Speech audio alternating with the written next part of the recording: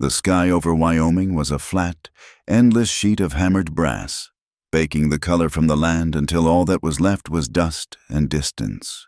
The wind, a hot, ceaseless breath, stirred the gray sage and carried the grit of the plains into everything. It was a country that promised nothing and took all it could. A place where a man's shadow was his only steady companion and the horizon was a liar. Always receding, never reached. Inside the belly of the Union Pacific train, the world was a different kind of hell. Soot and cinders rained down from the engine, sticking to damp skin and speckling the worn velvet of the seats. Evelyn Grace pressed her forehead against the grimy window, watching the blur of the unforgiving land. It was a world stripped of softness, of the gentle greens and humid air of her Pennsylvania home. Here, everything was sharp angles and stark light, a landscape that seemed to have been carved by a bitter god. In her gloved hands, she clutched a letter.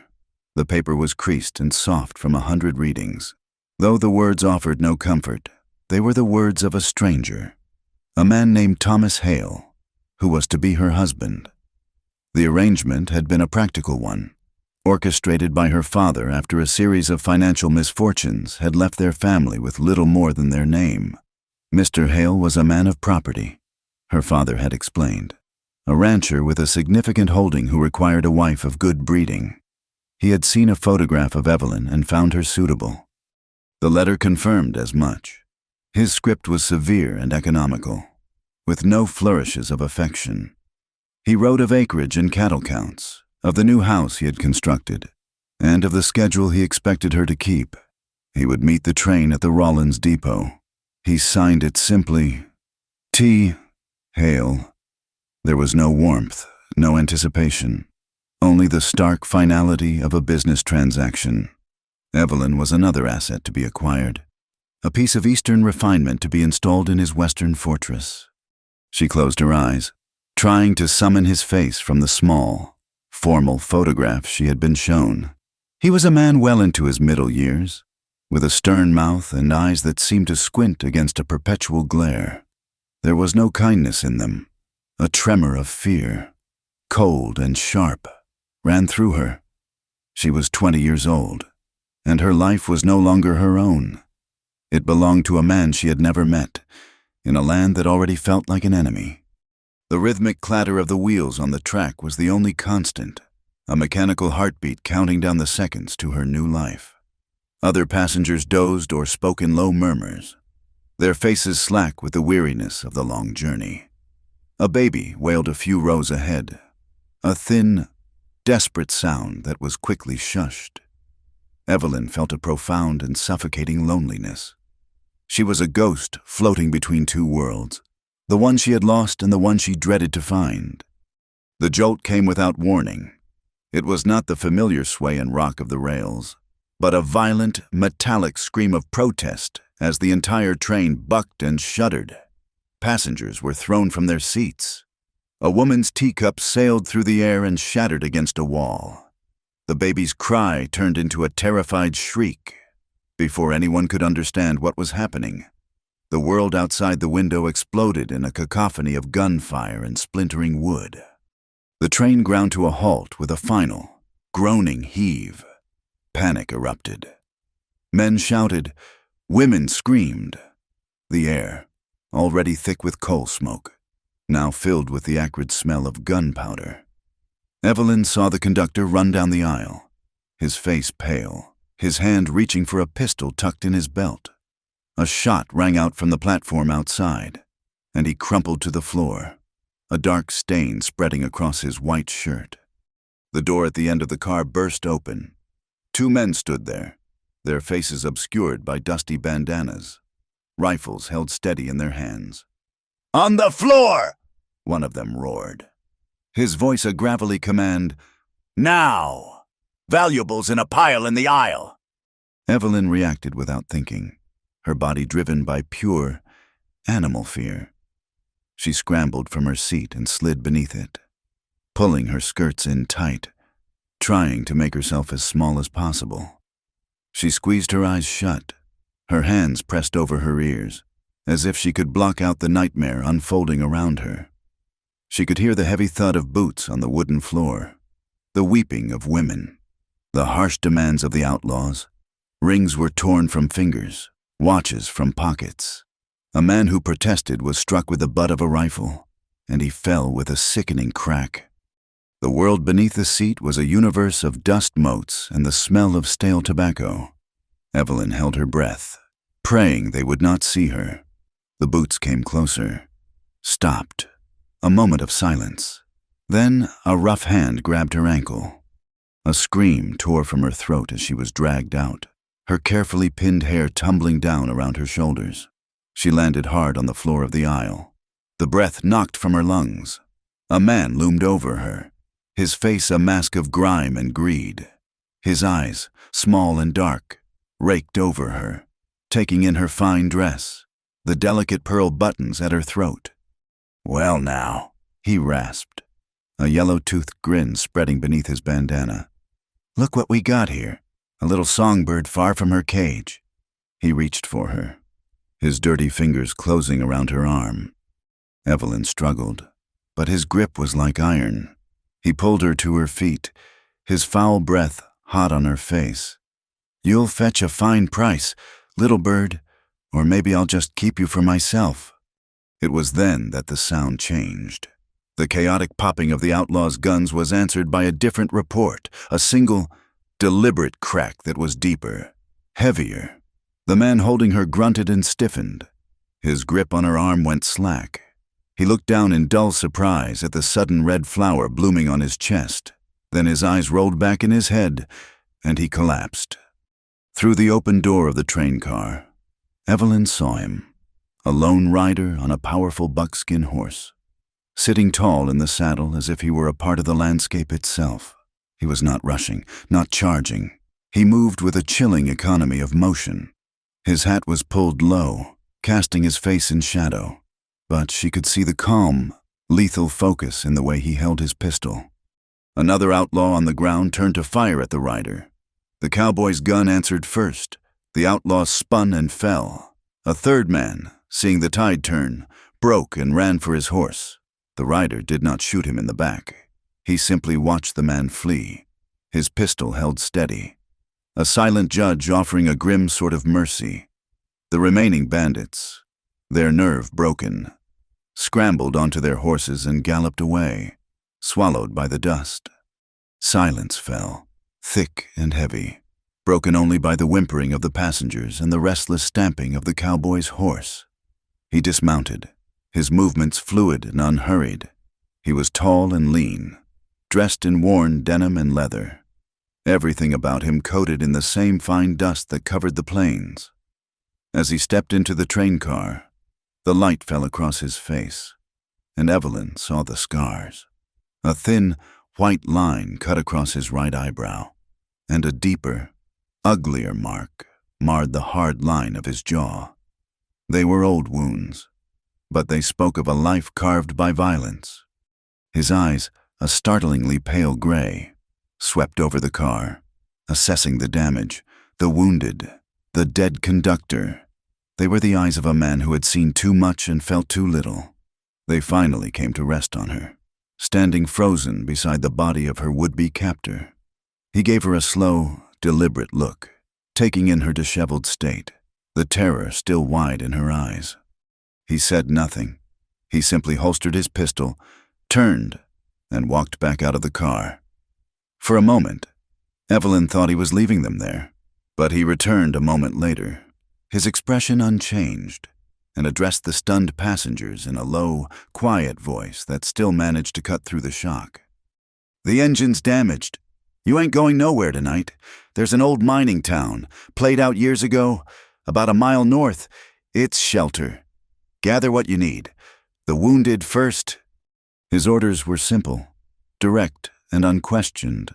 People began to move, tending to the injured, gathering their belonging. The cowboy worked with a quiet efficiency, helping a wounded man to his feet, speaking a few soft words to a crying woman. He moved like a man accustomed to cleaning up the messes left by other people's chaos. He approached Evelyn last. He stood before her, his height and stillness creating an invisible wall between them. "You hurt, miss?" he asked. His voice was rough, like stones grinding together. She shook her head, unable to find her own voice.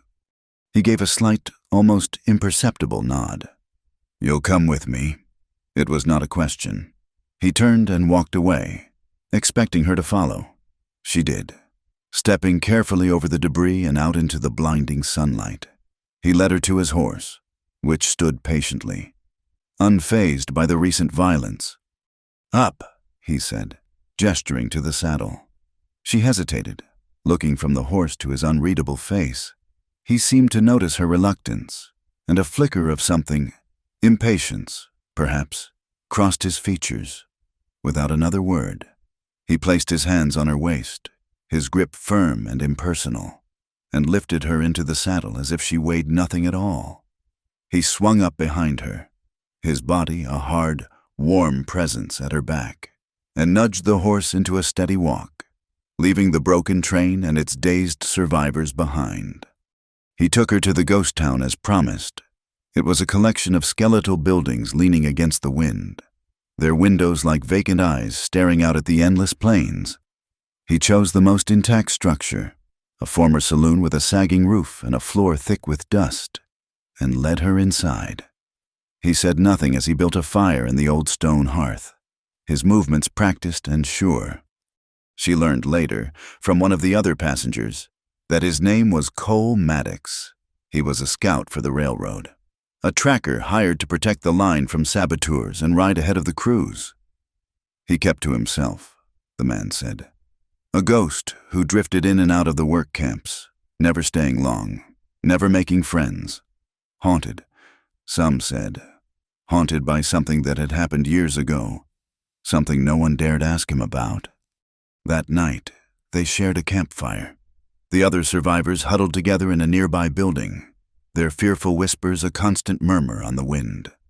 But Cole Maddox had brought her here, to this separate space, as if to shield her not only from the elements, but from them as well. He sat on the opposite side of the fire, sharpening a knife on a whetstone, the rhythmic scrape of steel on the stone the only sound between them. His silence was a living thing. It was unnerving, a heavy blanket that smothered any attempt at conversation. And yet there was a strange sort of protection in it. He had not offered her false comforts or easy platitudes. He had offered her safety, a fire, and his unwavering, watchful presence. His quiet strength was a fortress, but one with its doors barred and its windows shuttered. It was a strength that comforted and intimidated in equal measure. Needing to break the tension, to fill the vast, empty space between them with something human, she found herself speaking. Her voice was thin and reedy in the cavernous room. "I was on my way to Rawlins," she began, her gaze fixed on the dancing flames. "To be married." He did not stop the steady motion of his hands, the knife sliding back and forth across the stone. "His name is Thomas Hale," she continued, the words tumbling out now. "A confession to a faceless priest. I have never met him. It was an arrangement made by my father. He is a rancher." She fell silent, having offered up the entirety of her bleak future to this scarred stranger. She waited for a response, a word of sympathy, of judgment, of curiosity, anything. Cole Maddox gave her nothing. He finished sharpening his knife, tested the edge with his thumb, and slid it back into its sheath.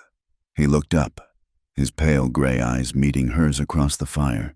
His expression was unreadable, a landscape as barren and shuttered as the one that surrounded them. He did not speak. He simply held her gaze for a long moment before turning to stare back into the fire, his jaw tight, a muscle twitching beneath the old scar. Outside, the wind howled, a lonely, mournful sound that snaked through the broken fences and rattled the loose boards of the derelict town. The stars came out, not the soft, friendly stars of home, but cold, sharp points of light in a black, indifferent sky. They looked like knives.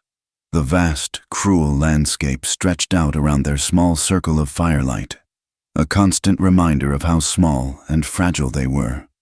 The next morning, after a breakfast of hardtack and bitter coffee, he made his intentions clear. The railroad would send a repair crew, but it could be days. He would not wait, and he would not leave her. "I'll escort you to the Hale place," he said, his tone flat, reluctant. It was a statement of fact, a duty he was accepting against his will. She could feel the resistance in him, the invisible struggle. It was as if the act of helping her, of connecting himself to her fate, even temporarily, was a violation of some deeply held principle. They rode for another day, his silence stretching between them. He pointed out landmarks with a gruff word or a gesture, a distant butte, a dry riverbed, a place where the earth was stained red with iron. He was reading the land like a book written in a language she could not comprehend. On the second night, they made camp in the shelter of a rock outcropping. The moon rose, full and white, washing the plains in a ghostly silver light. Evelyn lay wrapped in her blanket, pretending to sleep, but her eyes were fixed on him. He sat by the dying embers of the fire, his back to her, staring out into the moonlit emptiness. He thought he was alone. The rigid control he maintained during the day seemed to fall away from him, leaving something raw and unguarded in its place. The set of his shoulders was not that of a strong, self-sufficient man, but of one burdened by an immense, invisible weight. He looked profoundly lonely, an exile in a land of exiles. The sight pierced her in a way the bullets and the bandits had not. It was a loneliness she recognized, a mirror to the desolation in her own heart. In that moment, he was not a fearsome killer or a silent protector. He was just a man, scarred and broken, keeping watch in the dark. A quiet, aching yearning began to stir within her, a longing not for the man himself, but for the comfort he unknowingly offered. A flicker of warmth in a world that had suddenly grown so very cold. The world they traveled through was a study in decay. They rode for days across a land that God seemed to have made in anger and then abandoned. They passed through canyons where the rock bled red onto the sand, the walls carved by ancient, forgotten rivers. They followed the cracked beds of those same rivers, now just dusty scars choked with withered cottonwoods. The sun was a merciless hammer, beating down on them, and the only shade came from the skeletons of abandoned mines, their timbers bleached white like old bones, their dark mouths whispering of failure and greed. Their supplies dwindled. The coffee was gone first, then the salted meat. Soon they were left with a handful of dry biscuits and the water in their canteens, which they shared with a grim and silent understanding. Cole was an expert at rationing, at finding the small pockets of life in the desolation. He knew where to dig for the bitter roots of the yucca plant and how to find the seeping springs hidden beneath rock ledges, the water tasting of stone and earth. He taught her to watch the sky, to read the clouds that gathered like bruises on the horizon, promising a storm that could be both a blessing and a curse. They faced the storms together, huddled under a stiff canvas tarp he carried, the rain coming down in cold, driving sheets, turning the dust to a thick, clinging mud. Thunder cracked overhead, and lightning split the sky, illuminating the stark landscape in flashes of terrifying, momentary clarity. In those moments, Evelyn could see the tension in Cole's body, the way he watched the horizon, his hand never far from the butt of his pistol. Twice they saw riders in the distance, lonely figures moving along a ridge, both times. Cole led them into a gully or a thicket of mesquite, where they waited, silent and still, until the riders passed. He never explained if the danger was real or imagined, if they were hunted or if he was simply a man who had learned that the safest path was the one unseen. His discipline was a constant, quiet marvel. He rose before the sun, checked their surroundings, tended to the horse, and moved with a purpose that never wavered. He was a man whittled down to pure function, every action necessary, every word earned. His caution was a shield, his distance a wall. He kept it between them at all times, a space she could not cross.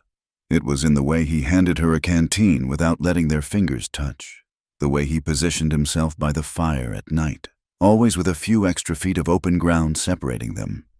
She saw the source of it in his hands. They were strong, capable hands, but crisscrossed with a fine network of old scars, and the knuckles were thick and calloused. They were the hands of a man who had made his living through violence. One evening, as he cleaned his pistol by the firelight, the methodical click and slide of metal on metal filling the silence, she found the courage to ask, "Those men on the train," she said, her voice soft. "You were not afraid?" He did not look up from his work. "Fear is a luxury. It gets you killed." "Have you seen a lot of that? Of fighting?" He paused, sliding the cylinder back into the revolver with a decisive snap. He looked at his scarred hands as if they belonged to someone else. "I used to work for men who paid for my gun," he said, his voice low and flat. The words hung in the air. Simple and brutal. A hired gun. It explained the lethal calm she had witnessed, the way he moved as if violence were his natural element. It explained the ghosts in his eyes. He must have seen the look on her face, because a muscle in his jaw tightened. "A long time ago," he added, a note of finality in his tone that forbade any more questions. He had drawn a line, and she knew not to cross it, but she understood more now. She understood that his rigid restraint was not born of coldness, but of a fierce and terrible penance. He was a man at war with himself, every waking moment a battle to keep a monster leashed. He lived by a code forged in some past tragedy, an oath she could only guess at, an oath to keep his hands clean, to keep his gun holstered, to keep the world safe from the man he used to be. Her admiration for his control, for the quiet protection he offered, began to curdle into something warmer, more dangerous. The yearning she had felt that night under the moon grew with each passing day. It was a foolish, impossible feeling. She was promised to another man, and Cole Maddox was a fortress with no gate. Yet, she could not stop it. At night, when she closed her eyes, his face was there, cast in firelight, his pale eyes watching her. She dreamed of him. Strange, fragmented dreams where the sound of the wind was his voice and the warmth of the fire was his touch. She would wake with her heart pounding, the loneliness of her reality crashing down on her all over again. On their 5th day of travel, the sky turned the color of a fresh bruise. The air grew heavy and still, and a low rumble echoed in the distance. The storm came upon them fast, a black wall of rain sweeping across the plains. Cole spurred his horse onward, his eyes scanning the horizon for shelter. He pointed toward a dark shape against the gray sky. "There!" he shouted over the rising wind. "A barn!" It was a half-ruined structure, part of an old, abandoned homestead. The roof had collapsed on one side, but the other half offered a dry refuge from the deluge. They led the horse inside just as the heavens opened up. Rain hammered on the remaining shingles, a deafening roar that shut out the rest of the world. The wind shrieked through the broken slats of the walls. Inside, it was dark and smelled of damp earth and old hay. Cole lit a lantern, its golden glow pushing back the shadows, creating a small island of light in the heart of the storm. He unsaddled the horse and began to rub it down with a dry sack, his movements as steady and methodical as ever. Evelyn stood shivering, her thin dress soaked through, clinging to her skin. The cold seeped into her bones, but it was more than the chill of the rain. It was the cold of her future, a future that was now only a day's ride away. Tomorrow, she would belong to Thomas Hale. Tomorrow, this strange, intense journey with this silent, haunted man would be over. The thought was unbearable. All the fear, the exhaustion, and the desperate, unspoken loneliness of the past week crested inside her. She looked at Cole, his broad back turned to her as he worked, and she felt a wave of such profound despair that it stole her breath. He was the only solid thing in a world that had turned to chaos. His strength, his silence, His very presence had been her anchor, and soon he would be gone. She did not know she was moving until she was standing right behind him. He must have sensed her, because he stopped his work and stood perfectly still. The only sounds were the drumming of the rain and the frantic beating of her own heart. "Cole," she whispered, her voice trembling. He did not turn. "Get some rest, Miss Grace. We'll reach the Hale Ranch by midday tomorrow." The name, Hale, was like a slap. It was a reminder of her duty, of her cage. And in that moment, she wanted to burn it all down. She wanted one moment of warmth, one moment of real, human connection before she was handed over like a piece of property. Her hand lifted, shaking, and she laid it gently on his arm. She felt the muscles there bunch into knots. Hard as iron, he flinched as if her touch were a hot brand. Slowly, he turned to face her. In the flickering lantern light, his face was a mask of torment. His pale eyes burned with an emotion she could not name, a desperate, hunted look. She saw the battle raging within him, the iron wall of his control beginning to crack, emboldened by his vulnerability. She took a small step closer, her gaze pleading with him to see her, to acknowledge the invisible thread that had been spun between them in the dust and the silence. He reached up, his calloused fingers closing around her wrist. His grip was not harsh, but it was unyielding. He gently pulled her hand away from his arm, holding it suspended in the space between them. His own hand was trembling. "Do not," he said, his voice a low, rough rasp, so quiet she could barely hear it over the storm. "Do not ask me to break my word." The words were a wall, higher and colder than any he had built before. The rejection was absolute, and a hot flush of shame and hurt washed over her. She pulled her hand back as if burned and turned away from him. Her shoulders slumped in defeat. She retreated to the far side of the barn, sinking down into a pile of dry hay, wrapping her arms around herself. Tears pricked her eyes, hot and bitter. But as she sat there, listening to the rain, the sting of her sorrow began to fade. Replaced by something else, it was a strange, rising heat in the pit of her stomach, a feeling she could not name. It was not the gentle yearning she had felt before. This was something sharper, fiercer, a hunger for the life she saw him denying himself, a hunger to feel something as powerful as the conviction that held him prisoner. She had reached for comfort and been denied, but in his rejection, he had shown her the depth of his passion, a fire he kept banked and chained, and now she wanted to feel that fire for herself. The next day's ride was a torment of silence. The storm had passed, leaving the air clean and the land glistening, but the atmosphere between them was heavier than any storm cloud. They did not speak. They did not look at each other. They simply rode, the distance to the Hale Ranch shrinking with every step of the horse's hooves. Late in the morning, he pointed to a line of freshly strung barbed wire gleaming in the sun. "That's Hale's property," he said, his voice devoid of emotion. Soon, they crested a rise and saw the ranch spread out below them. It was not a welcoming sight. The main house was a large, severe-looking structure made of dark wood, flanked by sturdy barns and corrals, all built with an eye for function and permanence, but with no regard for beauty. There were no flowers, no garden, only packed dirt and fences. It looked more like a fort than a home. A man was standing on the porch of the main house, watching their approach, even from a distance. Evelyn could tell he was older, with a stiff, formal posture. As they drew closer, she saw the face from the photograph, but it was harsher in person. Thomas Hale was a man in his 50s, his hair graying at the temples, his face weathered not by the sun, but by a deep and abiding bitterness. His eyes were small and cold, and they assessed her with a flicker of possessive appraisal as Cole reined in the horse. "You are Miss Grace, I presume?" Thomas Hale said. His voice was as flat and uninviting as the land he owned. "The train was reported derailed. I trust your journey was not overly inconvenient."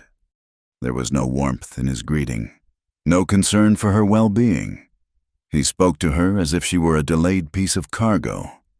Evelyn allowed Cole to help her down from the horse, her legs unsteady.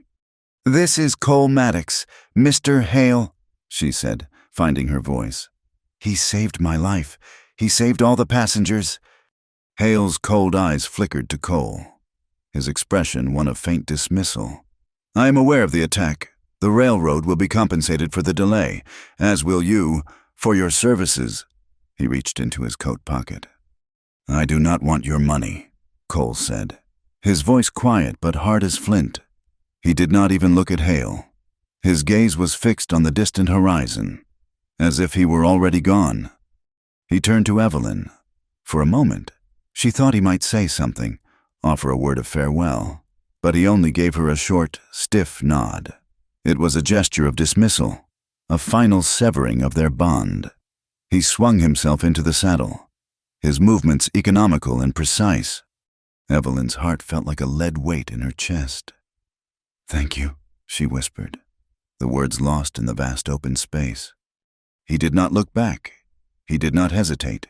He simply turned the buckskin horse and spurred it into a steady trot, riding away from the ranch, away from her. Evelyn stood frozen on the hard-packed dirt, watching him go. She watched as his tall, straight figure grew smaller and smaller, a lonely silhouette against the endless sky. She watched until he was just a speck, and then until the speck was swallowed by the horizon, disappearing completely. He was gone. The world felt suddenly, terrifyingly empty. A hollow ache bloomed in her chest, a void where his quiet, protective presence had been. She was alone, delivered to her cage, and her keeper was watching. Life on the Hale Ranch was a lesson in the different shapes of silence. There was the vast, indifferent silence of the plains that stretched out from the porch, a silence that swallowed sounds and made a person feel small.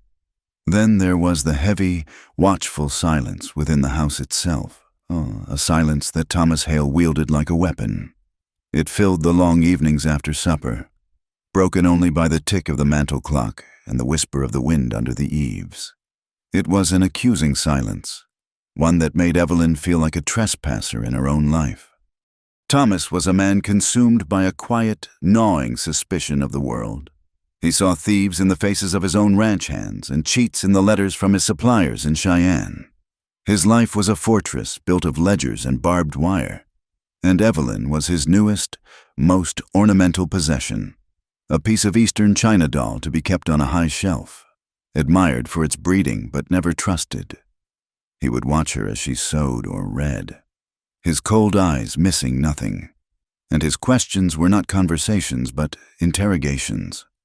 Had she spoken to the men in the bunkhouse? Why had the peddler stayed so long at the door? Who was she writing to? The ranch hands, a collection of hard, sun-scorched men, feared him. They spoke to Evelyn with their eyes downcast, their answers clipped and cautious, always aware of the master's shadow. She was as isolated as if she were the last woman on earth. The emotional cruelty was a slow poison. It was in the way Thomas never used her name, referring to her only as my wife. It was in the way he would praise the stitching on a saddle, but never the meal she had spent hours preparing. He gave her a fine house, warm clothes, and a full pantry, but he starved her of kindness, leaving her to wither in the crushing solitude. That first winter was the hardest. Snow buried the fences and the wind howled for weeks on end, a ceaseless, maddening cry of desolation. The world shrank to the four walls of the house, and the silence grew deeper, colder. It was during those long, dark months that she began to write the letters. They were her only escape, a secret rebellion of the heart. She kept a small, locked box beneath her bed, and inside was a stack of paper and a bottle of ink. She wrote to her parents, filling the pages with cheerful lies about her handsome husband and their beautiful home, painting a picture of a life so vibrant and happy that it made her own heart ache with the falsehood of it all. She sealed these letters and set them aside, knowing they could never be sent. And she wrote to Cole. The letters to him were different. On those pages, she bled the truth. She wrote about the suffocating silence, the weight of her husband's cold eyes, the way the wind sounded like a ghost weeping her name across the plains. She described the memory of his face in the firelight, the steady scrape of his knife on the wet stone, the feeling of his presence behind her on the horse, a solid, protective warmth that she now realized was the only true safety she had ever known. She wrote of her fear and her loneliness, confessions poured onto paper for a man who would never read them, a man who had ridden away without a backward glance. These letters she did not even seal. She simply folded them and laid them at the bottom of the box, a growing testament to a life unlived. The snows melted, and the bitter winter gave way to a spring that never truly arrived. The rains did not come. The sky remained a pale, cloudless blue, and the sun baked the earth until it cracked. The grasses turned from green to yellow to a brittle, dusty brown. The creeks dried up, and the cattle grew thin, their ribs showing like the hoops on a barrel. Drought settled over the land, a slow, thirsty death. Thomas Hale's greed soured into a desperate fury. He watched his cattle die and his profits wither, and the coldness in his eyes hardened to a glint of cruel calculation. Water was life, and the only water for miles was in the deep, spring-fed creek that ran through the property of his neighbors to the south. The Miller family. One evening, he gathered his men in the main barn. Evelyn watched from the kitchen window as he spoke to them, his voice a low, angry buzz that she could not make out, but she saw the grim set of their jaws, the way they shuffled their feet in the dust. That night, under the cover of a moonless sky, Thomas and his men rode out. They returned before dawn, driving a small herd of Miller cattle before them and their own canteens full. They had not just stolen water. They had stolen the animals that had been drinking it. The inevitable reprisal came 2 days later. Gunfire erupted from the southern ridgeline. It was a short, sharp exchange. When it was over, one of Hale's men was dead, and 2 of the Miller boys had been seen riding away. One slumped over his saddle. Thomas forbade anyone from going after them. "Let them bleed," he snarled, his face dark with a grim satisfaction. "That is the price for trespassing on my land." Evelyn's heart twisted with a sickness she could not name. This was a world stripped of all mercy. That evening, tormented by the image of the wounded boy, she did something she had never done before. She defied her husband. Under the pretense of fetching eggs, she slipped out to the small, rickety shed at the edge of their property. Inside, huddled in the dusty shadows, was a boy no older than 16, his face pale with pain and fear. It was Billy Miller. A dark stain was spreading across his torn trousers, and his breath came in shallow rasps. He had been shot in the leg and had fallen from his horse, unable to go on. "Please, ma'am," he whispered, his eyes wide with terror. "Do not tell him I am here." "I will not," she said, her voice shaking. She ran back to the house, her mind racing.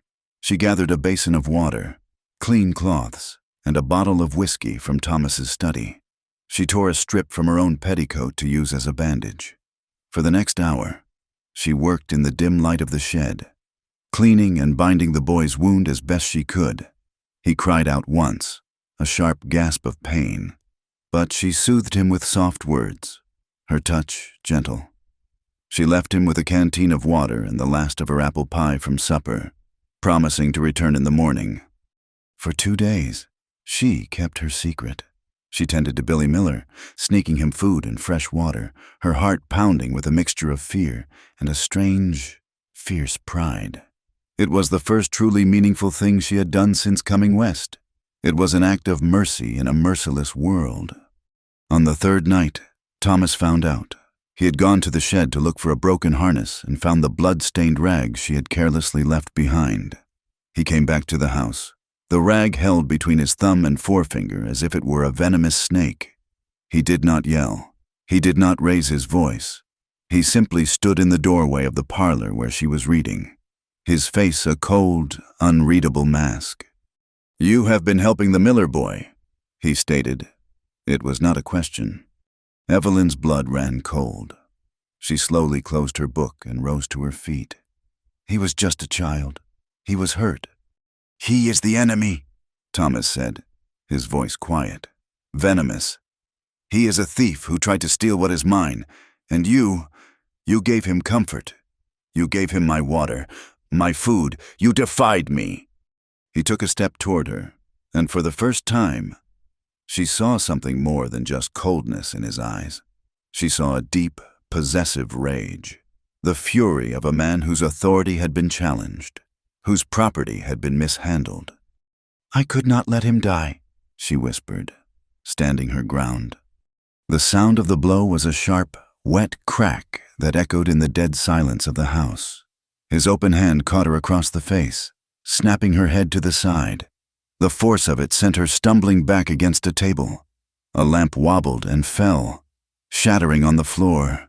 The world went white for a moment, and a high-pitched ringing filled her ears. She tasted the coppery tang of blood in her mouth. She stared at him, stunned, her hand rising to her cheek, which was already beginning to swell and burn. He stood over her, his chest heaving slightly, his hand still raised. He looked down at her not with remorse, but with the cold satisfaction of a man who had restored order. In that moment, something inside her broke. The fear, the resignation, the slow death of her spirit, it all shattered and was replaced by a pure, primal instinct to survive. She had to get out. While he was still staring at her, she scrambled past him, her skirts tangling around her legs. She fled from the house, not even grabbing a shawl, and ran blindly toward the stables. A storm was brewing, the same storm that had been threatening for days. Thunder rumbled in the distance, and the wind was picking up, whipping her hair across her face.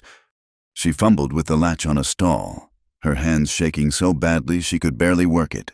She pulled out a half-wild gelding that the hands used for chasing strays, a creature of pure nerve and muscle. There was no time for a saddle. She grabbed the bridle, jammed the bit into the horse's mouth, and somehow managed to haul herself onto its bare back. She kicked the horse's sides, and it bolted from the stable, its hooves thundering on the hard-packed earth. She did not look back. She rode into the oncoming storm, the wind tearing at her dress, the first drops of cold rain stinging her skin. She had no destination, no plan. She was simply fleeing, a desperate, bleeding creature running from her cage. The storm broke in its full fury. Rain came down in blinding sheets, and the world dissolved into a gray, roaring chaos. She lost all sense of direction, clinging to the horse's mane as it galloped wildly through the night. A branch, invisible in the dark, whipped across her forehead, opening a fresh cut. Blood mingled with the rain on her face. Exhaustion began to overwhelm her. Her grip slackened. The horse stumbled in the mud, and she was thrown, landing hard in a shallow ravine. The last thing she saw before the darkness took her was a jagged flash of lightning splitting the sky. She woke to the smell of wood smoke and the feel of a coarse but warm blanket against her skin. For a moment, she did not know where she was. A dull ache throbbed in her head, and her cheek was a mask of tender, swollen pain. She was in a small, rough-hewn shack. A fire crackled in a stone hearth, casting a warm, flickering light across the single room. And in a chair by the fire, watching her, sat Cole Maddox. He looked leaner, harder than she remembered, as if the land had stripped him of any remaining softness. But his eyes were the same, a pale, piercing gray that seemed to see right through her. He was not surprised to see her awake. He had been waiting. The reunion was raw, silent. No words were needed. He could see the truth in the ugly bruise on her face, in the terror that still lingered in her eyes, and she could see the story of his own hard months in the new lines etched around his mouth. He had been tracking a group of Hale's men who had pushed a stolen herd too far north. He had found her by chance, a small, broken shape in the mud, half drowned and bleeding. Her throat was dry, her lips cracked. She tried to speak, and the sound that came out was a broken whisper. "You shouldn't have saved me." He rose from his chair and came to the side of the cot where she lay. He knelt, bringing a dipper of water to her lips. His movements were slow, deliberate. His eyes burned with a fire of restrained emotion, anger, pity, and something else, something deeper and more dangerous that he kept fiercely locked away. He waited until she had finished drinking before he answered, his voice a low, rough gravel. "I couldn't let you die." The simple, terrible truth of his words hung in the air between them. It was not a choice he had made, but a compulsion he could not fight. The air in the small shack grew thick, charged with all the things they had never said, with the grief of her broken life, the rage at the man who had hurt her, and the desperate, undeniable desire that had sparked between them in another storm, in another lifetime. It was a current of energy so powerful it felt as if it might set the very air on fire. Evelyn watched him, her heart aching, and saw the war begin in him all over again. He looked at her bruised face, and his hands clenched into fists at his sides. He took a sharp breath, as if to speak, but no words came. Instead, he stood abruptly and turned his back to her, walking over to the small, grimy window. He gripped the worn leather of his gloves, pulling them tight, his knuckles white. He was fighting his oath, fighting the instinct to offer a comfort that would surely doom them both, and the battle was etched in every rigid line of his body. The storm did not pass. It settled over the high plains like a brooding animal, a restless presence that muttered and paced beyond the thin walls of the shack. For 3 days, rain fell in long, gray sheets, and the thunder was a constant, rolling conversation in the distance. The world outside was a blur of mud and mist, a prison of their own making. Inside, time seemed to slow and thicken, measured not by the clock, but by the rhythm of Cole's quiet movements and the slow, painful mending of Evelyn's body and spirit. He was a surprisingly gentle nurse. He cleaned the cuts on her face and forehead with a steady hand, his touch light and impersonal, yet the care was undeniable. He brewed a bitter tea from willow bark for the pain in her head, and made a thin broth from the rabbit he had managed to trap before the worst of the storm hit. He moved about the small cabin with a familiar economy, every action deliberate, his silence a shield he never lowered. Yet, in the small confines of the shack, the silence was different. It was no longer a vast, empty space between them, but a shared atmosphere, thick with unspoken thoughts. On the 3rd day, as she watched him reload the cartridges for his revolver, the sight of his scarred hands working with such lethal familiarity brought the past rushing back. She finally found the voice to ask the question that had been haunting her. "Your oath," she said, her voice still raspy. "The word you would not break in the barn. What was it?" He stopped his work, a brass cartridge held between his thumb and forefinger. He stared down at it as if seeing it for the first time. For a long moment, she thought he would not answer, that he would retreat behind his wall once more. When he finally spoke, his voice was a low, ragged thing, the sound of a man speaking of a ghost. "I was young," he began, his eyes fixed on some point in the distant past, "and reckless. I thought a fast gun made me a man. I hired myself out. There was a feud over grazing rights, down in the Colorado territory. Just another job. But there was a girl." He paused and swallowed hard. Her name was Sarah. He fell silent, and the only sound was the drumming of the rain on the roof. Evelyn waited, knowing this was a door that had been sealed for a long time, and that he was prying it open with words that were rusted and sharp. "She was a schoolteacher," he continued, his voice softening with the memory. "She saw something in me that was not the gun. She thought she could fix me, and I let her try. I loved her. I was going to quit the life, buy a small piece of land. I promised her." He set the cartridge down with a hand that was not quite steady. "The men I was working against, they were a hard lot. They came looking for me one night. I was not there. I was in town, drinking, celebrating the new life I thought I was going to have. They came to the little house we were building. Sarah was there alone. His voice broke, just for a second, a raw, splintering sound of old agony. He cleared his throat and went on, his words flat and dead, stripped of all emotion.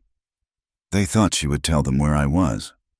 When she would not, they burned the house, with her inside it. Evelyn gasped, her hand flying to her mouth. The horror of it was a physical blow. "I found her the next morning," Cole said, his gaze as empty as a winter sky. "There was not much left. I buried what I could under the big cottonwood where we were going to build a porch swing, and I made a promise to her, right there over her grave. I swore an oath, never again, never to draw my gun for my own reasons, for my own anger or my own pride, never to love another woman, never to put anyone in the path of the trouble that follows me. I swore I would spend my life paying for what I did to her. My desire killed her. Miss Grace. That is a debt that can never be settled."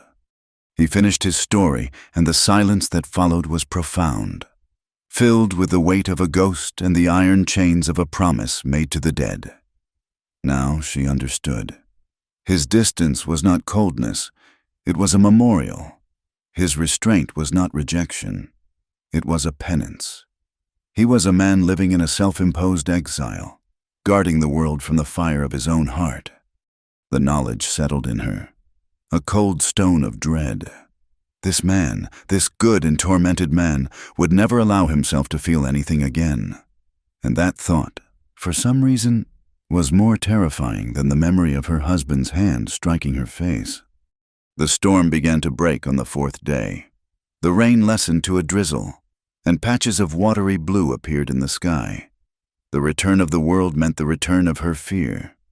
"He will come for me," she whispered, her voice trembling as she stared out the grimy window at the muddy, desolate landscape. "My husband. He will not let this go. He sees me as his property, a thing that has been stolen. He will hunt me down." Cole had been cleaning his rifle, but he stopped and looked at her, his face grim. "I know," he said. "A man like that does not forgive a challenge to his name." "What will I do?" The question was a child's plea, a cry against a world of cruel men and impossible choices. He stood up and walked over to the fire, staring down into the embers. His back was to her, a rigid wall of conviction. "When you are strong enough to ride, I will take you back." The word struck her with the force of another blow. "Back?" she echoed, her voice incredulous. "You cannot. You saw what he did. He will—" She could not finish the sentence. "It is the only way to keep you safe," he said, turning to face her. His expression was hard, set in the lines of his unyielding code. "You are his wife. That is the law. If you run, he will put a price on your head. You will be hunted for the rest of your life. Every man with a gun will be looking for you. But if I return you to him, if I explain that you were lost in the storm and I found you, he may listen to reason. He will have his property back. His pride will be satisfied. It is the only way." She stared at him, a dawning horror on her face. He was not talking about her life. He was talking about the law, about property and pride and the rules of men. He was going to feed her back to the wolf to keep the peace. The quiet desperation she had been nursing for days, for months, for her entire life, finally ignited into a wild, defiant flame. "No," she said, her voice shaking with a sudden, unexpected strength. She got to her feet, swaying slightly, but her eyes were locked on his. "I will not go back there. I would rather die out here in the mud than go back to that silence, to that cage." "You do not have a choice," he said, his voice rough with a frustration that was directed as much at himself as at her. "This is a hard world, and it does not care about what you want." "What I want," she cried, taking a stumbling step toward him. "I have never, not once in my entire life, been allowed to have what I want. I was sold by my father to a man I had never met. I was sent across this God-forsaken country to a life I did not choose. I have been treated like a porcelain doll, like a broodmare, like a servant. I have waited. Cole, I have waited for my father to see me. I have waited for a letter from my husband that held a single kind word. I have waited for the winter to end. I have waited for a sign that my life was my own. I cannot wait any more. She was standing before him now, her hands clenched at her sides, her whole body trembling with the force of her rebellion. She looked up into his tormented face, into the pale gray eyes that were a storm of their own. I have waited all my life for something real, she pleaded, her voice breaking. Please, do not send me back into the dark. He looked away, his jaw working, the muscle beneath the scar twitching violently. He took a step back, creating a space between them. A space she refused to let him have. She reached out, her fingers brushing against the rough fabric of his sleeve. He flinched and pulled his arm away as if her touch were fire. Do not, he rasped, his voice raw. You do not know what you are asking. I know, she whispered, tears finally spilling from her eyes, tracing clean paths through the dust on her cheeks. I am asking you to see me, just once. Not as a duty, not as another man's wife, just me. His restraint, the iron control he had maintained for years, was beginning to buckle.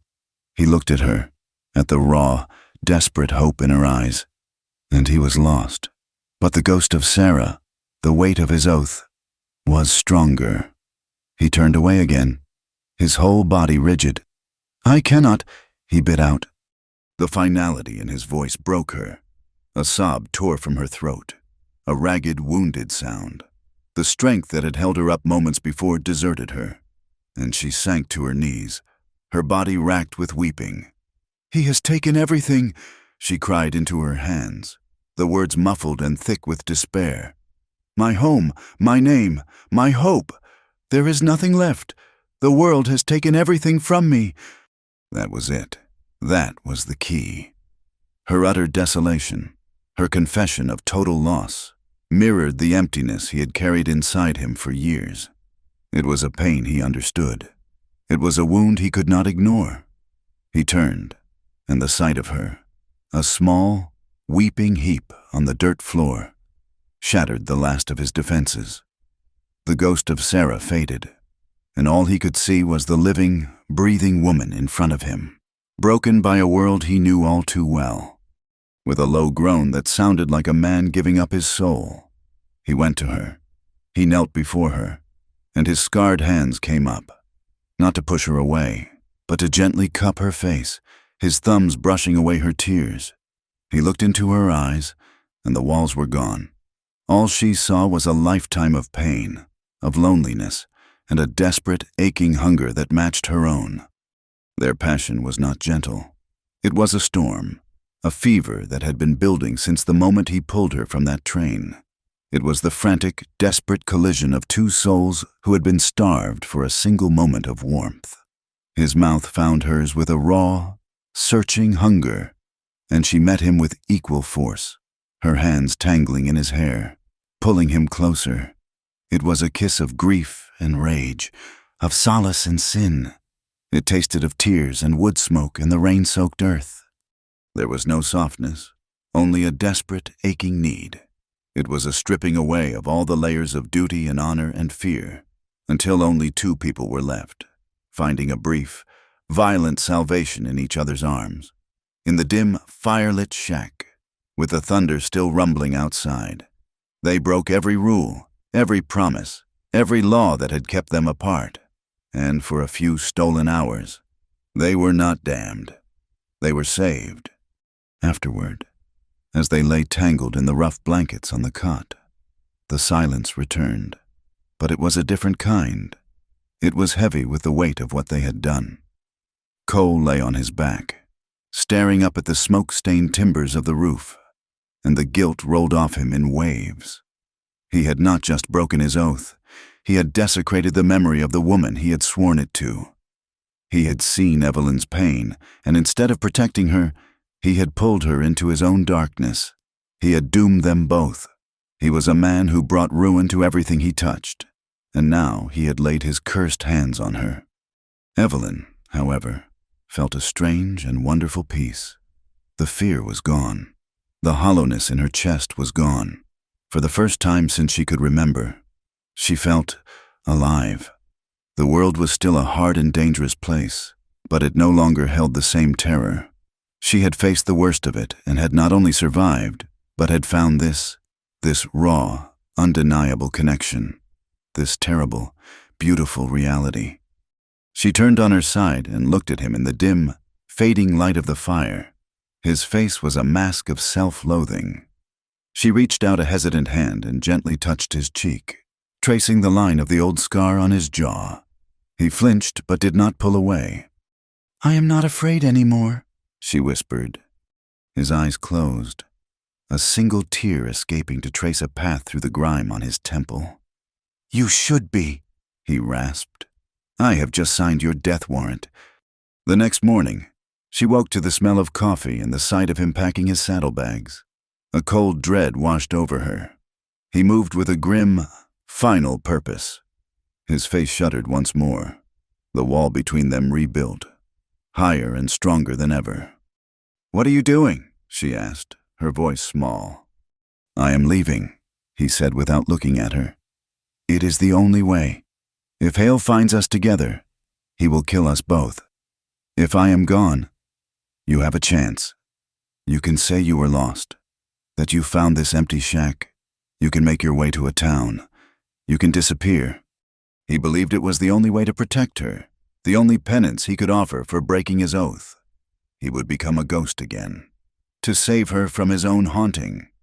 She scrambled from the cot, pulling the blanket around her. "No!" she begged, rushing to his side, grabbing his arm. "Do not leave me, please! Cole, stay! We can go away together! We can go where no one knows us!" He gently but firmly removed her hand from his arm. He finally looked at her, and the agony in his eyes was almost more than she could bear. "There is nowhere we can go," he said, his voice heavy with a terrible certainty. "I am a dead man walking. Evelyn, I have been for 10 years. All I can do now is keep you from walking beside me." He slung his saddlebags over his shoulder and walked to the door. He did not look back. He could not. "Cole!" she cried, her voice breaking with the finality of it all. He paused in the doorway, his back to her. "Stay here until the supplies run out," he said, his voice rough. "Then ride east. You will find the stagecoach road. God be with you." And then he was gone. She ran to the door and watched as he saddled his horse and rode out into the vast, empty horizon, a lone figure against a clearing sky. He did not look back.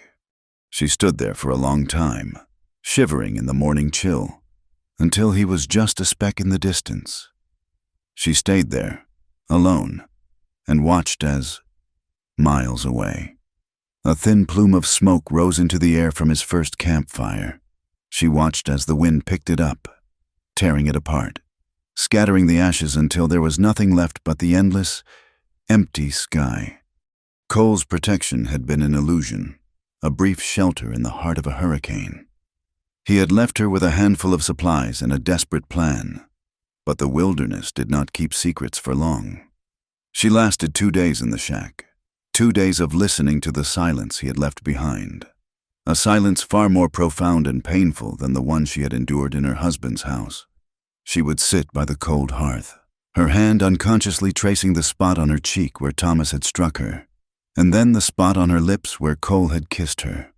The two memories were now inextricably linked, pain and salvation, a brand upon her soul. On the third morning, they came. She saw them from the small window, 3 riders moving slowly, deliberately, their eyes scanning the ground. They were Hale's men. There was no mistaking the grim set of their shoulders or the rifles resting in the scabbards of their saddles. Panic, cold and sharp, seized her. She looked around the tiny shack, a trap with only one door. There was nowhere to run. They dismounted without a word, their boots sinking into the mud. The lead rider, a hulking man named Jed, pushed the door open with a creak of protesting hinges. He looked at her, his eyes flat and devoid of pity, taking in the cot, the dying embers of her fire, the whole pathetic scene of her brief freedom. "The master wants his property back," he said, his voice a low growl. They took her by force. When she struggled, a second man grabbed her arms, his fingers digging into her flesh, and twisted them behind her back. They bound her wrists with a length of rough rope and threw her onto a spare horse like a sack of grain. As they rode away, she looked back at the small shack, her sanctuary, her confessional, the only place on earth she had ever felt truly alive. A few miles from the shack, in a rocky pass, a volley of rifle fire suddenly erupted from the ridge above them. Jed cursed, pulling his horse to a halt. Evelyn twisted around, her heart leaping into her throat. Cole! He had come back for her. But it was not a rescue. It was an ambush. She saw him then, not charging to her aid, but already fighting for his life. He must have seen them from a distance and circled around, trying to intercept them, but they had been waiting for him. 2 more of Hale's men were positioned on the rocks. Cole's horse screamed and went down, a terrible, thrashing heap. He was thrown clear, rolling behind a cluster of boulders just as bullets stitched the ground where he had been. He returned fire with his pistol, his shots deliberate and controlled even in the chaos. One of the ambushers cried out and slumped over. Jed and the others dismounted, using their horses for cover, and laid down a withering fire. The odds were impossible, 5 against 1. The air filled with the deafening roar of gunpowder. Evelyn could only watch in horror, a scream trapped in her throat. She saw Cole lurch, saw a dark stain spread across his shoulder. He staggered but kept firing until his pistol clicked on an empty chamber. Jed laughed, a cruel, ugly sound. "That is all for him," he said. The men advanced on the rocks. Evelyn squeezed her eyes shut, unable to watch. She heard a sickening thud, the sound of a rifle butt striking flesh, and then silence. When she opened her eyes, 2 of the men were dragging Cole's limp body out from behind the rocks. He was unconscious, bleeding from his shoulder and from a deep gash on his head. They stood over him for a moment. Then one of them kicked him hard in the ribs. Jed strode over, bent down, and pulled Cole's pistol from its holster. He checked it, then tucked it into his own belt. They left him there, a broken shape in the dust, to be finished by the buzzards or the wolves. They had their orders. The property was to be returned. The trespasser was to be erased. The return to the ranch was a descent into a living hell. Thomas Hale did not strike her again. His cruelty now took on a colder, more patient form. He had her locked in her bedroom, the window nailed shut. He was the only one who brought her food, setting the tray down just inside the door without a word. His eyes filled with a chilling mixture of contempt and triumph. The house became her tomb, and his silence was the suffocating weight of the earth above her. Word of her disappearance and return spread like a prairie fire. Thomas Hale made sure of it. He rode into Rawlins and spun a tale of an unfaithful wife who had run off with a hired man, a known gunman. He painted himself as the wronged husband, a pillar of the community forced to endure a terrible shame. The story was simple, ugly, and believable. The town turned against her. When she was finally allowed out of her room and accompanied Thomas to church on Sunday, a public display of his magnanimous forgiveness, she felt the sting of their judgment. Women who had once offered a polite nod now turned their backs. Men whispered behind their hands as she passed. The Reverend's sermon was on the sins of the flesh, his eyes seeming to bore into her, his words a public condemnation. After the service, as she knelt at the altar rail, hoping for a moment of solace, the Reverend approached her. He did not offer a blessing. He leaned down and spoke in a low, cold voice. "This house is for the righteous. Mrs. Hale, perhaps you should offer your prayers elsewhere." She was an outcast, a fallen woman.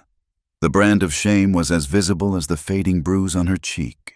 She was utterly alone, a ghost in her own life, with nothing to cling to but the memory of Cole's warmth, a memory that was now tainted with the image of his blood on the rocks.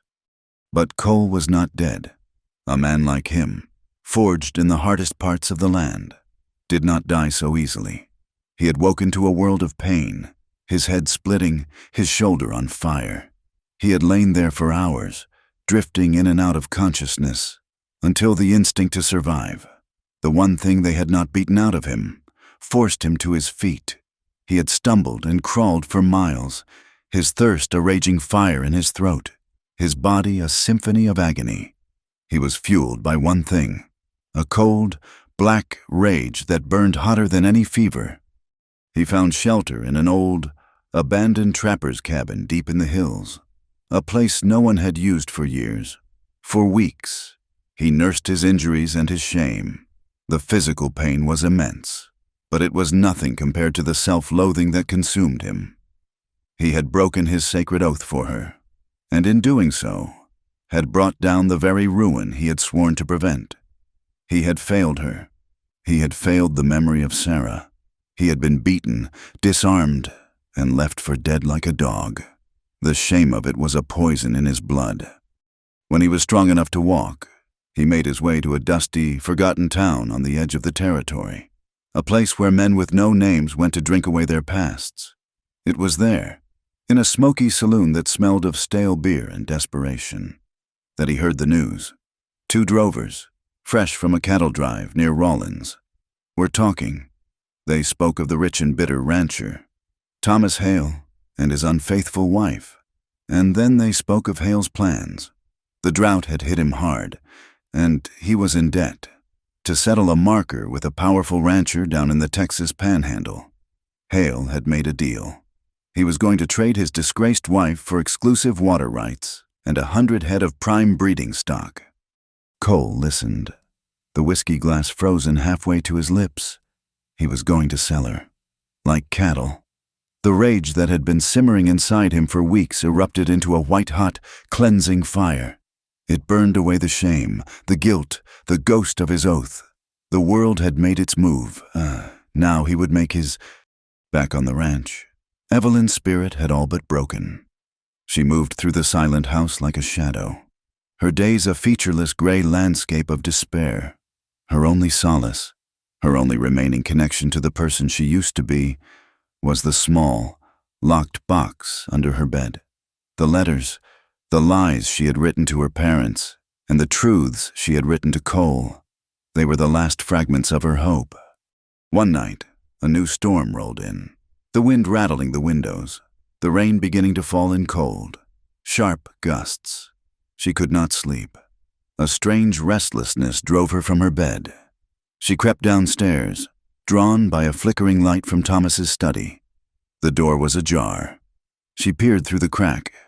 Thomas was standing in front of the fireplace. In his hands was her small, locked box, the lock broken. He was reading one of her letters, his face contorted in a sneer of contempt. He read it, then crumpled the delicate paper in his fist and tossed it into the flames. He took another, and then another. He was burning her soul. He was turning her last hopes to ash. Evelyn watched, frozen, as the fire consumed her past, her dreams, her secret heart. When the last letter was gone, he turned and left the room, leaving her alone with the smell of burning paper and the death of everything she had been. That was the moment she knew she would rather die than spend another day in this house. She turned to flee back to her room, and she ran straight into a solid form standing in the shadows of the hallway.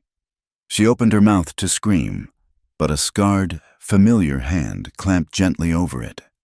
She looked up into the pale, haunted eyes of Cole Maddox. He was a thing of mud and blood and vengeance. He was thinner, harder, and the look in his eyes was not one of conflict or torment, but of a chilling, absolute certainty. He was no longer fighting his demons. He was riding with them. He took his hand from her mouth. "Where is he?" Cole's voice was a low, dangerous whisper. "The barn," she breathed, her heart hammering against her ribs. "He went to check on a sick mare." Cole nodded once, his eyes never leaving hers. In that single look, 1,000 words were spoken. An apology, a promise, a farewell to the world they had known. He turned and slipped out the back door into the driving rain. Evelyn followed. The scene in the barn was lit by a single, swinging lantern that cast long, dancing shadows.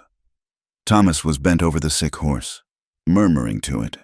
The large barn doors creaked open, and Cole stepped inside, the wind and rain swirling in behind him.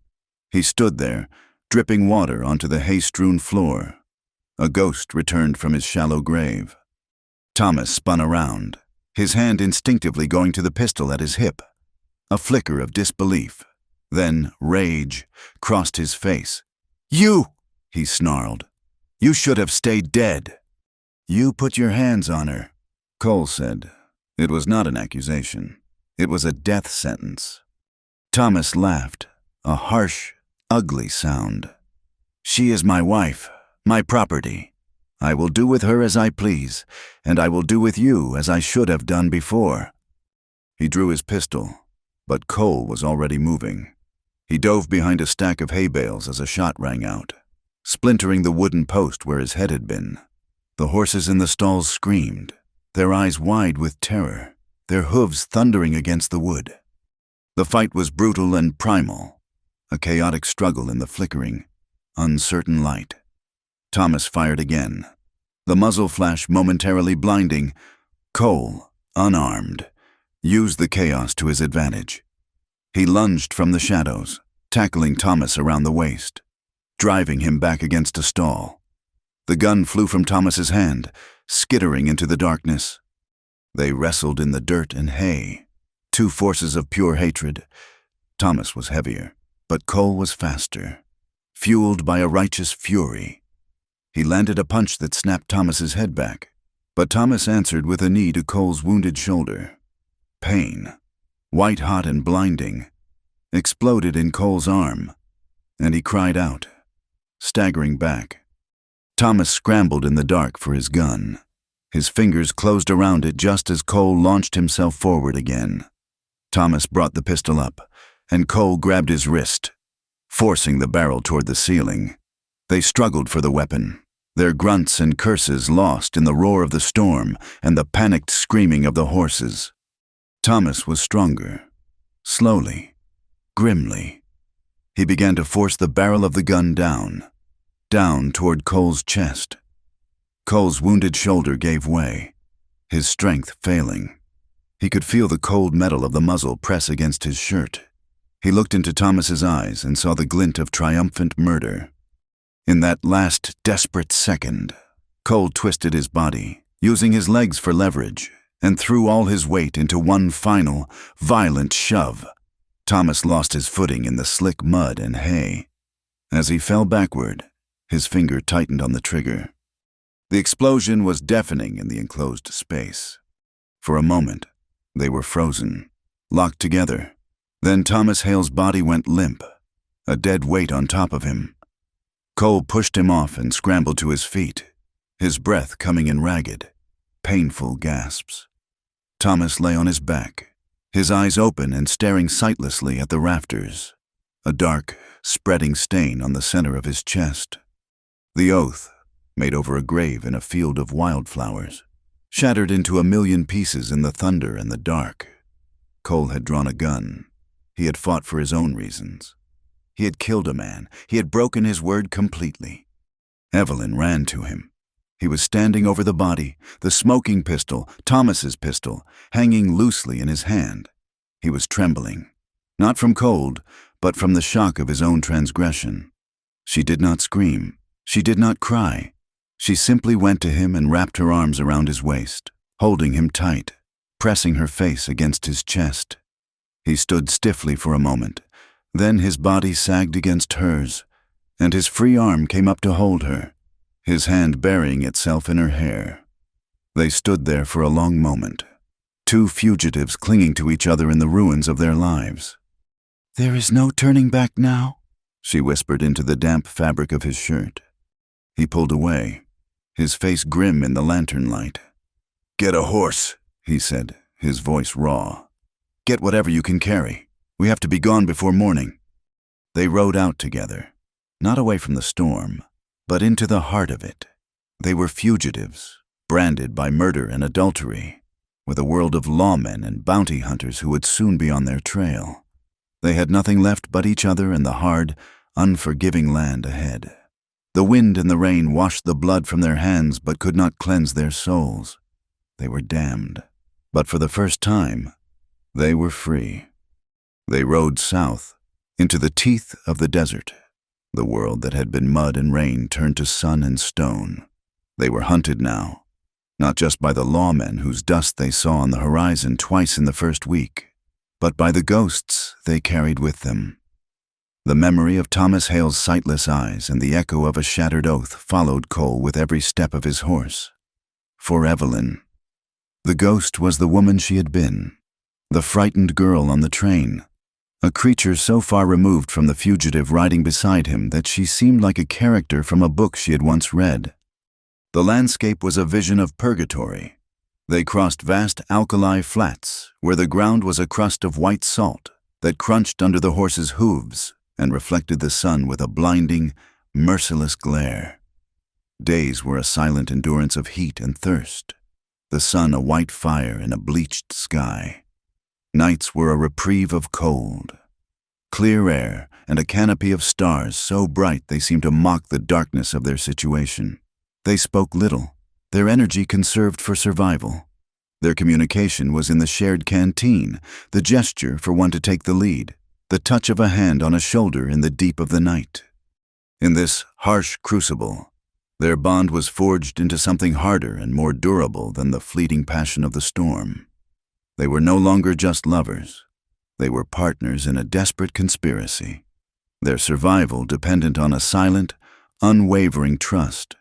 He taught her how to read the tracks of snakes in the sand, how to find water by watching the flight of a bird.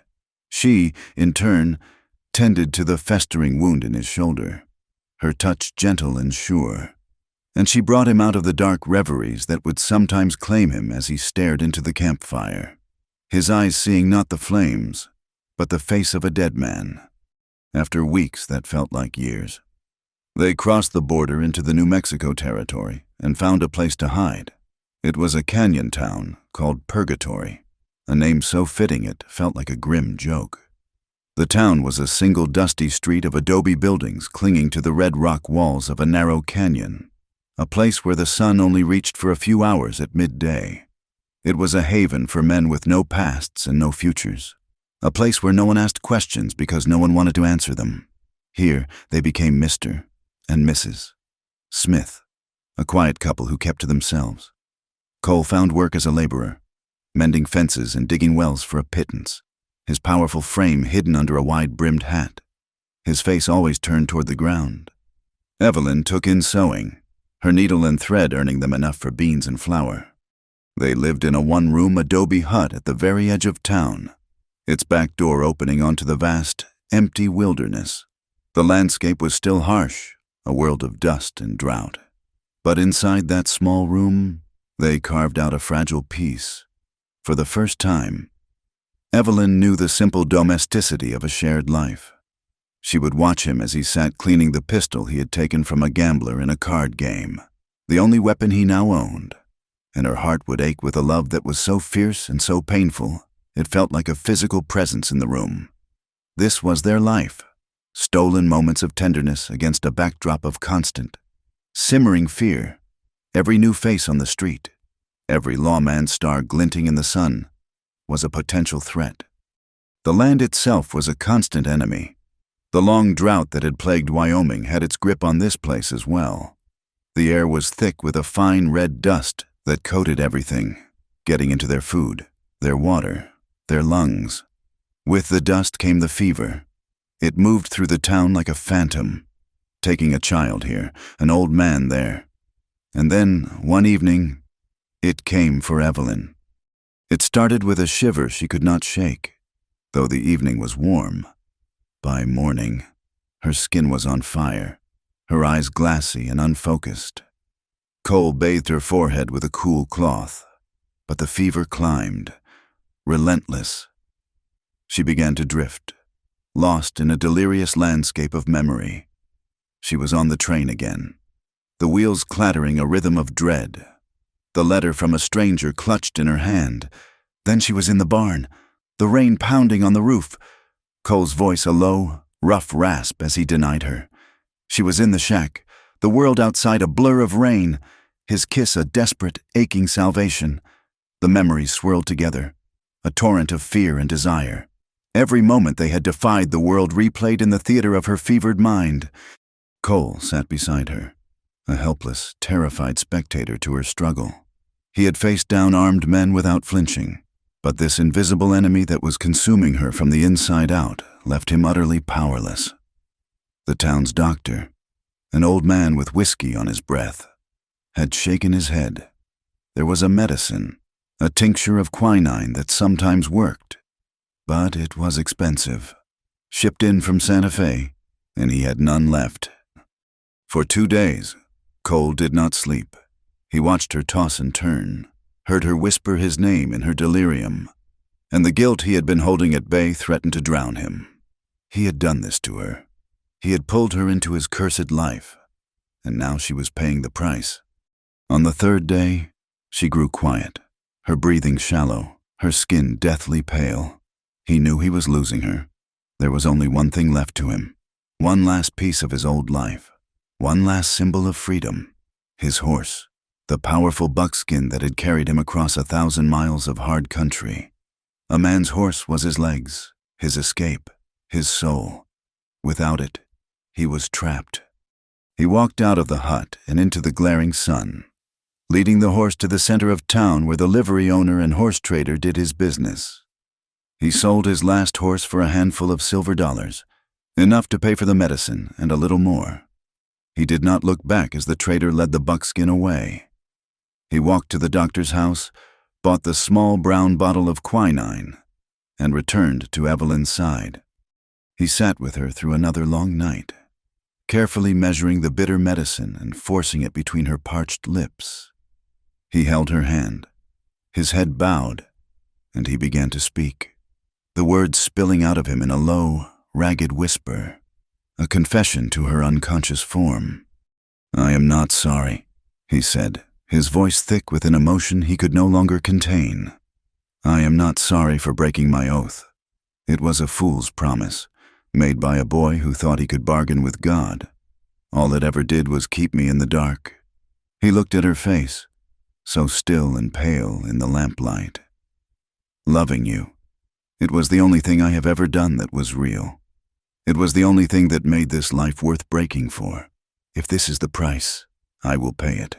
Just do not leave me here alone."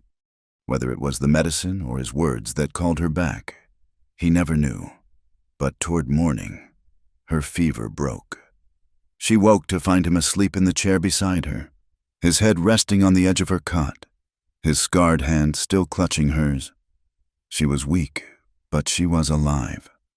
Their fragile peace had been bought at a steep price, and it did not last. A week later, as Cole was walking back from a day's labor, he saw them, a U.M. marshal and 2 deputies, their horses dusty from a long ride, were standing in the center of the street, showing a piece of paper to the local sheriff. It was a wanted poster. Cole did not need to see the drawing to know whose face was on it. He ducked into an alleyway, his heart pounding. They were trapped. There was no horse, no escape. He ran back to the hut, his mind racing. "They are here," he said as he burst through the door. "The law!" Evelyn's face went pale. She saw the grim finality in his eyes. He checked the loads in his pistol. "You stay here," he commanded. "No matter what you hear, you do not come out." But the law was already moving through the town, their search methodical. A shout went up from the end of the street. They had been seen. Cole went to the door, his pistol in his hand. He looked back at Evelyn, his face a mask of love and regret. "I am not sorry," he said again. And this time, his voice was clear and strong. Then he stepped outside to meet them. The shootout was short and brutal. Cole took cover behind a watering trough. He was a cornered man making his last stand. He fired with the calm precision of his old life, not in anger, but with a cold, resigned purpose. He dropped one of the deputies, but there were too many of them. A bullet tore through his leg, sending him sprawling into the dust. Another caught him in the side as he tried to raise his pistol again. The marshal advanced on him and kicked the gun from his hand. It was over. Evelyn disobeyed him. She ran out to see him surrounded, bleeding in the street, his face contorted in pain but his eyes defiant. The marshal hauled him to his feet and dragged him toward the town's small jail, leaving a trail of blood in the dust. The next day, she was allowed to see him. The jail was a small, dark room that smelled of sweat and despair. He was lying on a cot, his wounds crudely bandaged. He managed to pull himself to a sitting position as she approached the bars. He looked tired, broken, but as his eyes met hers, a flicker of the old fire returned. She reached her hand through the bars, and he covered it with his own. His skin was cold. "They say you will stand trial here," she whispered, her voice choked with tears. "But the circuit judge is not due for months." "There will not be a trial," he said, his voice a low rasp. "They know who I am. They know what I have done. A man like me does not get a trial. He gets a rope." The terrible finality of his words hung between them. Tears streamed down her face, falling onto their joined hands. She could not speak. He squeezed her hand. "Do not cry, Evelyn," he said, his voice soft. "Listen to me. Before you, I was a ghost, a hollow man living by a hollow promise. I was already dead. You gave me back my soul." She looked up, meeting his gaze through the blur of her tears. She brought her other hand to cover his, pressing his hand to her cheek, feeling the warmth of him one last time. "Then you will never lose it again," she replied, her voice filled with a strength she did not know she possessed. The next dawn, they hanged him. The sky was a slash of crimson and gold, a beautiful, indifferent backdrop to a brutal act. A crude gallows had been erected in the dusty plaza at the center of town. Evelyn stood in the small crowd, her face veiled, her posture erect. She did not weep. She did not cry out. She simply watched, her heart a cold, dead stone in her chest. She watched as he walked to the gallows, his head held high, his wounded leg dragging slightly. He did not look at the crowd. His eyes were fixed on the eastern horizon, on the rising sun. She met his gaze across the plaza, and in that final, silent look, they said everything that had ever needed to be said. Then it was over. She stood in the dust, silent. As tears, she was not aware of shedding traced clean paths through the grime on her cheeks. Months passed. The town of Purgatory slowly forgot the gunman named Cole Maddox, but Evelyn did not leave. She stayed, a quiet, solitary figure. The money from the sale of the horse had been enough for her to survive. She used what was left to buy a small, abandoned adobe building on the edge of town, on the very same plot of land where he had been put to rest in an unmarked grave. She opened a school. It was for the orphans and the poor children of the town, the ones who had no one else. She taught them their letters and their numbers. But she also taught them about kindness in a hard world, about finding beauty in a barren landscape. She was no longer Mrs. Hale, the disgraced wife, or Mrs. Smith, the fugitive. She was simply Evelyn, the teacher. She had found her purpose, a quiet life of service built on the ruins of her old one. Hanging on a wooden peg just inside the schoolhouse door was an old, battered, wide-brimmed hat. It was dusty and worn, the hat of a man who had lived his life under an open sky. Every night, after the children had gone home and the last of the light had faded from the sky, she would walk to the door and gently touch the brim of the hat. She would look out at the vast, silent plains, at the place where she knew he lay, and she would whisper into the gathering dark, "You kept your promise after all." The story ends there, but it does not truly end. It is carried on the wind that sweeps across the high desert plains, a wind that whispers his name through the canyons and the sagebrush. It is both a lament for a life lost and a vow that even in the harshest of lands, even in ruin, love endures. Thank you for listening to our story around the campfire. We encourage you to comment with where you are listening from to connect with fellow travelers. Subscribe to the Wild West Campfire channel and share your thoughts in English.